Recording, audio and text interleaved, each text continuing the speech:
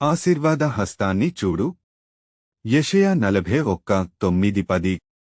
భూదిగంతముల నుండి నేను పట్టుకొని దాని కొనల నుండి పిలుచుకొనినవాడా, నీవు నా దాసుడవనియు నేను నిన్ను ఉపేక్షింపక ఏర్పరచుకొంటిననియు నేను నీతో చెప్పియున్నాను. నీకు తోడైయున్నాను, భయపడకుము, నేను నీ దేవుడనై యున్నాను. దిగులుపడకుము, నేను నిన్ను బలపరతును, నీకు సహాయము చేయువాడను నేనే. నీతియను నా దక్షిణహస్తముతో నిన్ను ఆదుకొందును.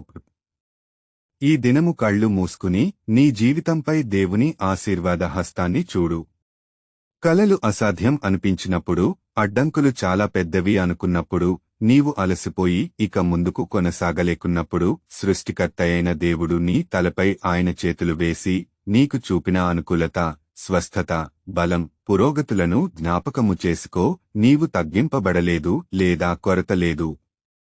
నీపైనున్న దేవుని ఆశీర్వాద హస్తం నీవు దిగ్గజాలను ఓడించేలా చేస్తుంది. చివరిలో ఉన్నప్పుడు అది ఎర్ర సముద్రాన్ని విడదీస్తుంది.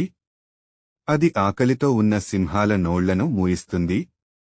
దేవుని ఆశీర్వాదం ఒక అతీంద్రియమైన అనుగ్రహం. అది నీవు తెరవలేని తలుపులు తెరిచి, నీవు నీ స్వంతంగా వెళ్లలేని చోటికి నిన్ను తీసుకెళుతుంది. అది ఒక రక్షణ కంచె, నీకు హాని కలిగించే వాటి నుండి నిన్ను కాపాడుతుంది. అది ఒక ఆత్మీయమైన దైవిక సాధికారత, నిన్ను ఆపడానికి ప్రయత్నించే ప్రతి ప్రతికూల శక్తిని కొట్టివేస్తుంది. అది అసాధారణమైన, అసామాన్యమైన కార్యములు జరిగేలా చేస్తుంది. నీవు కలిగి ఉన్నావని నీకు తెలియని సామర్థ్యాన్ని నీవు కనుగొనగలుగుతావు.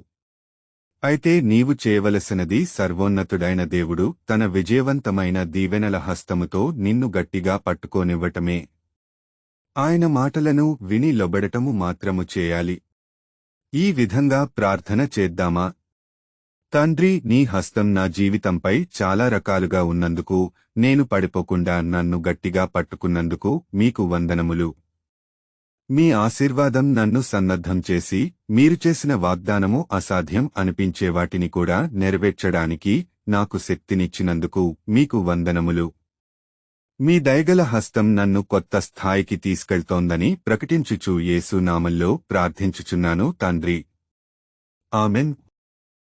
మీకు ఈ వీడియో నచ్చినట్లయితే లైక్ చేయండి, సబ్స్క్రైబ్ చేయండి, కామెంట్ చేయండి, షేర్ చేయండి.